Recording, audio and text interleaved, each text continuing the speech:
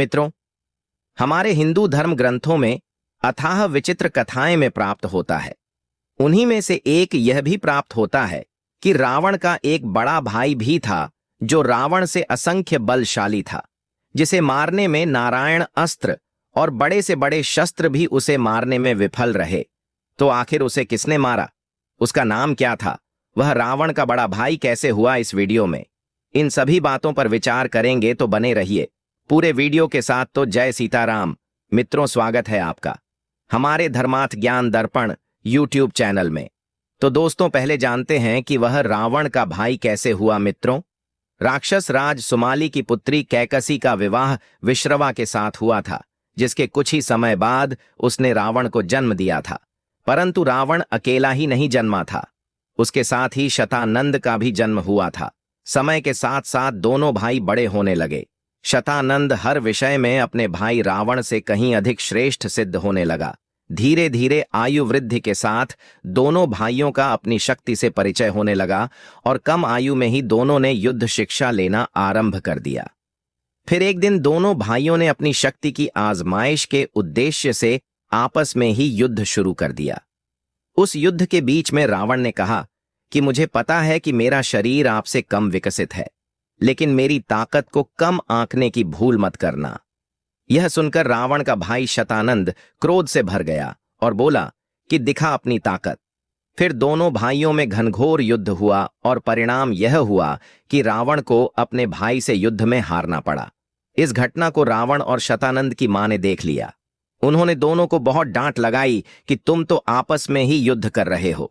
मैंने तुम लोगों को राक्षसी सत्ता को कायम रखने के लिए जन्म दिया था। कैकसी शतानंद पर बहुत ज्यादा रुष्ट हो गई। उसने कहा कि तुम पृथ्वी छोड़कर अंतरिक्ष में वास करो और जब तक तुम्हारा अनुज रावण पृथ्वी पर राज करे तब तक तुम शांत रहो। शतानंद ने अपनी मां की आज्ञा स्वीकार कर लिया और अंतरिक्ष में जाकर रहने लगा। मित्रों, शतानंद का अर्थ है जिसके 100 सिर हो। शत आनंद अर्थात शतानंद बाद में रावण की मृत्यु के पश्चात संपूर्ण लंका में एकमात्र राक्षस मायासुर ही बचा था और उसी ने रावण के मृत्यु की सूचना अंतरिक्ष में शतानंद को दिया। जैसे ही उसने रावण की मृत्यु का समाचार सुना तो वह भीषण गर्जना करने लगा। वह क्रोधाग्नि में जलने लगा। उसकी गर्जना के शब्द रामादल तक सुनाई दिए। श्री राम और उनकी सेना को बहुत आश्चर्य हुआ कि आखिर अब कौन गरज रहा है। उस शतानंद ने अंतरिक्ष से ही छुपकर पृथ्वी पर वार करना शुरू कर दिया। हनुमान जी और श्री राम ने उसके हर वार को विफल करना शुरू किया।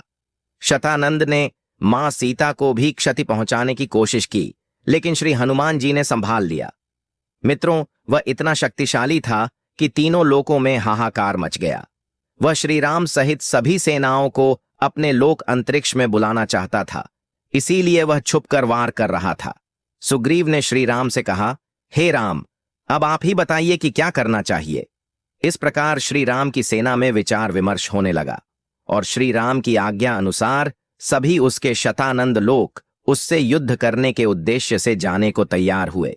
लेकिन सीता जी को लंका की एक सुरक्षित गुफा में लक्ष्मण के संरक्षण में छोड़ दिया और श्री हनुमान जी ने भगवान राम को एवं संपूर्ण सेना को अपनी पूंछ में बैठाया और शतानंद लोग पहुंच गए। उधर रावण के भाई शतानंद ने युद्ध की संभावना को देखते हुए युद्ध की व्यवस्था को और अधिक सुदृढ़ कर दिया।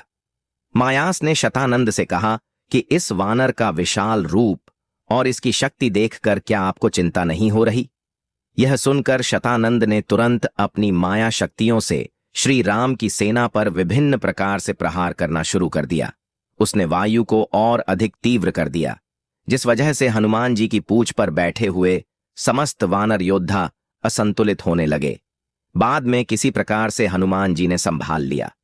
उसके बाद शतानंद और हनुमान में भीषण युद्ध हुआ। शतानंद ने हनुमान जी से कहा कि मुझे रावण या कुंभकर्ण समझने की भूल मत करना। तुम सबकी आत्मा तक कांप उठेगी जब मेरे क्रोध की ज्वाला तुम सबको भस्म कर देगी। इसी लोक में तुम सबकी समाधि बनेगी। मैं अपने अनुज रावण की मृत्यु का प्रतिशोध लूंगा।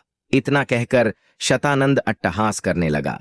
उसके बाद विभीषण और शतानंद में काफी कुछ बहस भी हुई।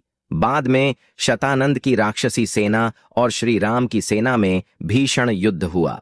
परिणाम यह हुआ कि श्री राम की सेना भी उसके सामने टिक नहीं पा रही थी। यानी सैकड़ों राक्षसों को मारने के बाद उसके दोगुने राक्षस तैयार हो जाते थे। श्री राम और हनुमान का वार भी उस राक्षस का कुछ नहीं कर पा रहे थे। मायासुर भी शतानंद का सहयोग करने व उसे उकसाने में लगा हुआ था। इसके बाद श्री राम ने युद्ध के निमित्त 12 आदित्य को भी बुलाया, जिनके प्रकाश से शतानंद की सेना नष्ट हो गई।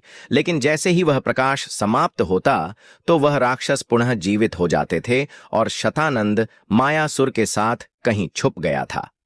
हनुमान जी के साथ कुछ अन्य वानर शतानंद को ढूंढने में जुट गए। काफी उलझनों का सामना करते हुए हनुमान जी का सामना मायासुर से हुआ। दोनों में काफी युद्ध हुआ। फिर हनुमान जी ने उसे डरा धमकाकर शतानंद की मृत्यु कैसे होगी इसका राज भी पूछ लिया। उसने बताया कि शतानंद की मृत्यु का उपाय और अस्त्र भूलोक के नीचे 5 लोकों को पार करके 6वें लोक में ही मिल सकता है। उसके बाद हनुमान जी मायासुर को अपनी पूंछ में बांधकर पृथ्वी के नीचे उस 6वें लोक को चल दिए, जिस लोक में शतानंद की मृत्यु का अस्त्र था। उधर श्री राम और उनकी सेना शतानंद की मृत्यु के सारे अस्त्र शस्त्र उस पर छोड़ रहे थे, जो कि विफल सिद्ध हुए। इधर सबसे पहले हनुमान जी अतल लोक पहुंचे, फिर वितल लोक, सुतल लोक, फिर तलात लोक। मित्रों, तलात लोक पहुंचने के बाद एक विचित्र घटना घटी और हनुमान जी की कृपा से मायासुर ने सच्चाई जान लिया कि श्री राम साक्षात विष्णु के अवतार हैं। और उसके बाद मायासुर भी श्री राम का भक्त बन गया। इससे यह संदेश मिलता है कि सच्चा भक्त भगवान के दर्शन करवा देता है, और जो दर्शन कर लेता है, चाहे वह कितना भी बड़ा क्रूर क्यों ना हो, वह अवश्य भक्त बन जाता है। उसके बाद मायासुर को तलात लोक में ही छोड़कर श्री हनुमान जी महातलोक को प्रस्थान किए। फिर अंत में रसातल लोक पहुंचे। मित्रों, यह वही लोक था जिसमें शतानंद की मृत्यु का शस्त्र मौजूद था, जहां पर हनुमान जी का सामना नागराज वासुकी से हुआ। वासुकी ने हनुमान जी पर वार भी किया, लेकिन हनुमान जी के सामने क्या कभी किसी की चली है। हनुमान जी ने कहा कि मेरे लिए राम काज ही सर्वोपरि है। मैं आपसे युद्ध करने नहीं बल्कि सहायता प्राप्त करने आया हूं। वासुकी ने कहा कि क्या चाहते हो तुम, और कौन हो तुम? हनुमान जी ने बताया कि मैं प्रभु श्री राम का सेवक हूं। रावण के बड़े भाई शतानंद के वध के निमित्त से यहां आया हूं। लेकिन फिर भी नागराज वासुकी को यह परिचय समझ में नहीं आया। फिर हनुमान जी ने एक शर्त रखी कि यदि आपने मुझे यहां से उठाकर फेंक दिया तो मैं यहां से चुपचाप लौट जाऊंगा, परंतु यदि आप मुझे हिला भी नहीं पाए तो आपको मेरी सहायता करनी होगी। वासुकी ने स्वीकार कर लिया। फिर बासुकी हनुमान जी को हिला नहीं पाया, लेकिन जब विफल हो गया तब हनुमान जी को प्रणाम किया और समझ गया कि यह तो शिव के ही अंश हैं। हनुमान जी ने कहा कि श्री राम काज में विलंब हो रहा है, इसलिए आप मुझे अतिशीघ्र वह अस्त्र प्रदान करें जिसके द्वारा शतानंद की मृत्यु होनी है। उसके बाद नागराज वासुकी ने वह दिव्यास्त्र हनुमान जी को दे दिए और हनुमान जी उस अस्त्र को लेकर शीघ्र ही श्री राम के पास चल दिए। इधर श्री राम ने शतानंद का वध करने के लिए नारायणास्त्र का प्रयोग किया, लेकिन वह महान अस्त्र भी शतानंद का वध नहीं कर सका। इसी बीच वहां पर हनुमान जी पहुंच जाते हैं।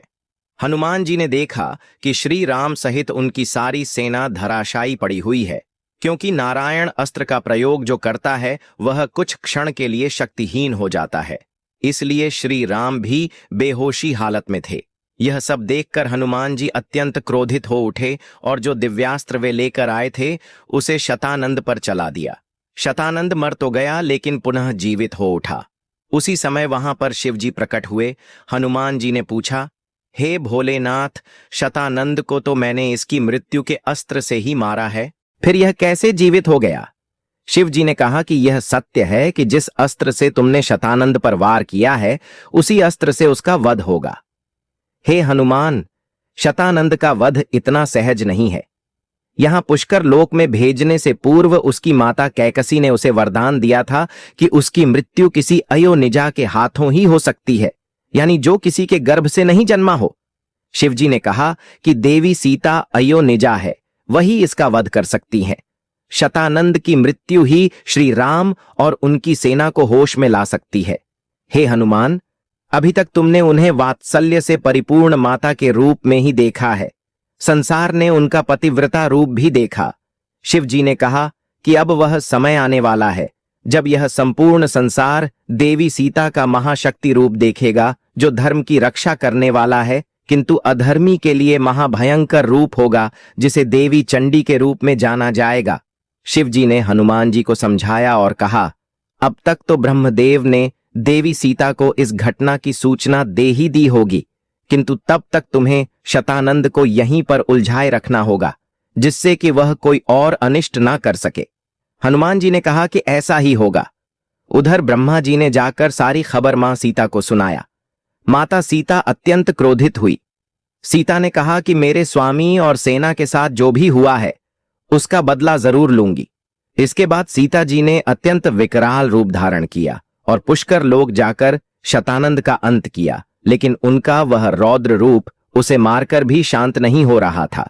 सभी देवताओं ने उनसे निवेदन किया कि हे देवी चंडी, अब शांत हो जाइए, नहीं तो संपूर्ण सृष्टि में हाहाकार मच जाएगा।